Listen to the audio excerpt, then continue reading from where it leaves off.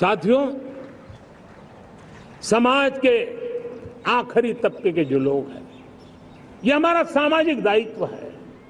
अगर कोई पीछे रह जाते हैं तो हमारी आगे बढ़ने की गति कम कर देता है, और इसलिए हम आगे बढ़ना चाहते हैं तो भी सफलता तब मिलती है पीछे वाले को भी साथ साथ आगे ले आए।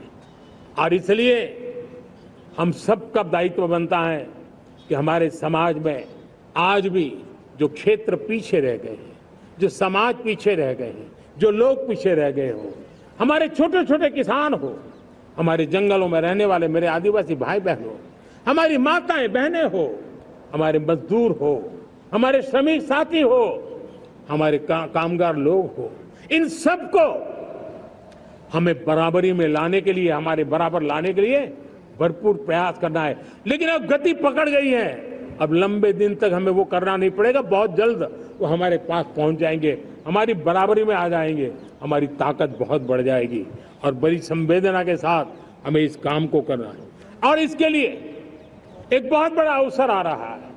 मैं मानता हूं संवेदनशीलता की दृष्टि से इससे बड़ा अवसर क्या हो सकता है। हमें पता है 1857 के स्वतंत्र संग्राम के पहले भी अंग्रेजों के नाक को दम करने वाला हमारा देश का एक आदिवासी युवक था।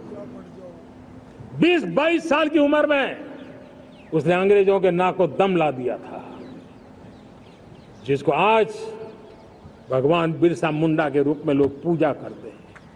भगवान बिरसा मुंडा की 150वीं जयंती आ रही है। ये हम सबके लिए प्रेरणा का कारण बने।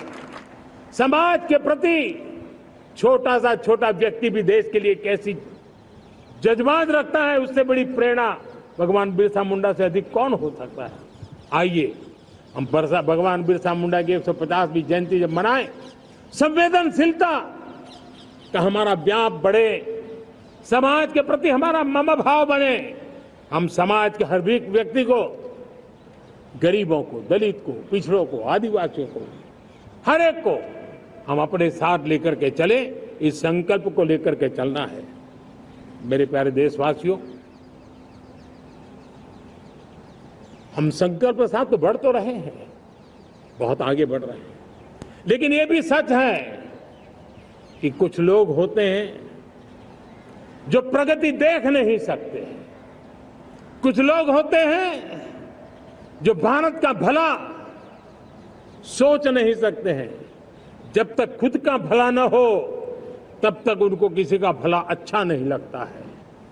ऐसी विकृत मानसिकता से भरे हुए लोगों की कमी नहीं होती है। देश को ऐसे लोगों से बचना होगा।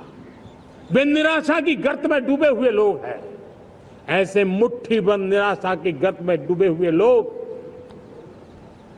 जब उनके गोद में विकृति पलती है तब वो विनाश का कारण बन जाती है, सर्वनाश का कारण बन जाती है, एनार्की का मार्ग ले लेती है, और तब देश को इतनी बड़ी हानि हो जाती है जिसकी भरपाई करने में हमें नए सिरे से मेहनत करनी पड़ती है।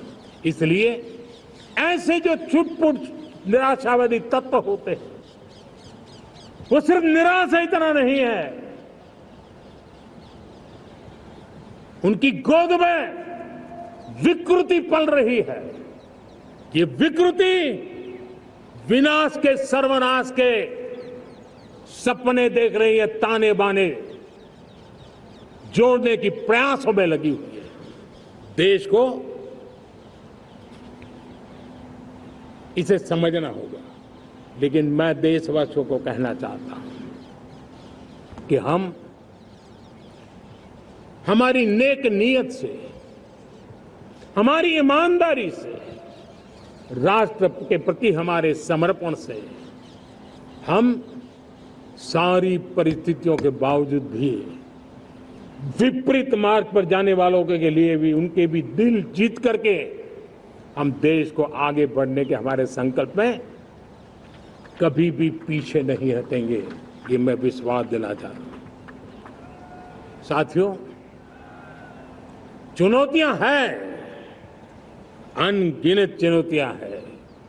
चुनौतियां भीतर भी हैं चुनौतियां बाहर भी है। और जैसे जैसे हम ताकतवर बनेंगे, जैसे जैसे हमारा तवज्जो बढ़ेगा, तो चुनौतियां भी बढ़ने वाली है। बाहर की चुनौतियां और बढ़ने वाली है और मुझे उसका भली भांति अंदाज है। लेकिन मैं ऐसी शक्तियों को कहना चाहता हूं, भारत का विकास किसी के लिए संकट लेकर के नहीं आता। हम विश्व में समृद्ध थे, तब भी हमने कभी दुनिया को युद्ध में नहीं झोंका है। हम बुद्ध का देश है, युद्ध हमारी राह नहीं है। और इसलिए विश्व चिंतित न हो भारत के आगे बढ़ने से। मैं विश्व समुदाय को विश्वास दिलाता हूं कि आप भारत के संस्कारों को समझिए, भारत के हजारों साल के इतिहास को समझिए। आप हमें संकट मत मानिए, आप उन तरकीबों से न जुड़िए जिसके कारण पूरी मानव जात का कल्याण करने का सामर्थ्य जिस भूमि में है, उस भूमि को ज्यादा मेहनत करनी पड़े। लेकिन फिर भी मैं देशवासियों को कहना चाहता हूं, चुनौतियां कितनी ही क्यों न हो, चुनौती को चुनौती देना ये हिंदुस्तान की फितरत में है। न हम डिगेंगे, न हम थकेंगे, न हम रुकेंगे, न हम झुकेंगे। हम संकल्पों की पूर्ति के लिए 140 करोड़ देशवासियों का भाग्य बदलने के लिए, भाग्य सुनिश्चित करने के लिए, राष्ट्र के सपनों को साकार करने के लिए हम कोई कोर कसर नहीं छोड़ेंगे। हर बदनीयत वालों को हम हमारी नेक नीयत से जीतेंगे, ये मैं विश्वास देता हूं। मेरे प्यारे देशवासियों, समाज की मनोरचना में भी बदलाव कभी कभी बहुत बड़ी चुनौती का कारण बन जाता है। हमारा हर देशवासी भ्रष्टाचार की दिमक से परेशान रहा है। हर स्तर के भ्रष्टाचार ने सामान्य मानवीय का व्यवस्थाओं के प्रति विश्वास तोड़ दिया है। उसको अपनी योग्यता, क्षमता का प्रति अन्याय की जो गुस्सा होता है, वो राष्ट्र की प्रगति में नुकसान करता है। और इसलिए हमने व्यापक रूप से भ्रष्टाचार के खिलाफ एक जंग छेड़ा है।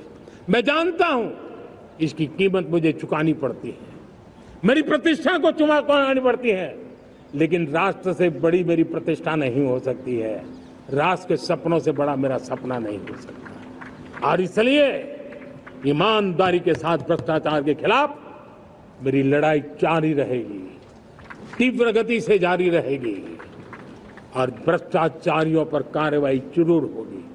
मैं भ्रष्टाचारियों के लिए भय का वातावरण पैदा करना चाहता हूं, ताकि देश के सामान्य नागरिक को लूटने की जो परंपरा बनी है, उस परंपरा को मुझे रोकना है। लेकिन सबसे बड़ी नई चुनौती आई है। भ्रष्टाचारियों से निपटना तो है ही, लेकिन समाज जीवन में उच्च स्तर पर एक जो परिवर्तन आया है, वो सबसे बड़ी चुनौती भी है और एक समाज के लिए सबसे बड़ी चिंता भी है। क्या कोई कल्पना कर सकता है कि मेरे ही देश में इतना महान संविधान हमारे पास होने के बावजूद भी कुछ ऐसे लोग निकल रहे हैं जो भ्रष्टाचार का महिमा मंडन कर रहे हैं, खुलेआम भ्रष्टाचार का जय जयकार कर रहे हैं। समाज में इस प्रकार के बीज बोने का जो प्रयास हो रहा है, भ्रष्टाचार का जो महिमा मंडन हो रहा है, भ्रष्टाचारियों की स्वीकार्यता बढ़ाने का जो निरंतर प्रयास चल रहा है, वो स्वस्थ समाज के लिए बहुत बड़ी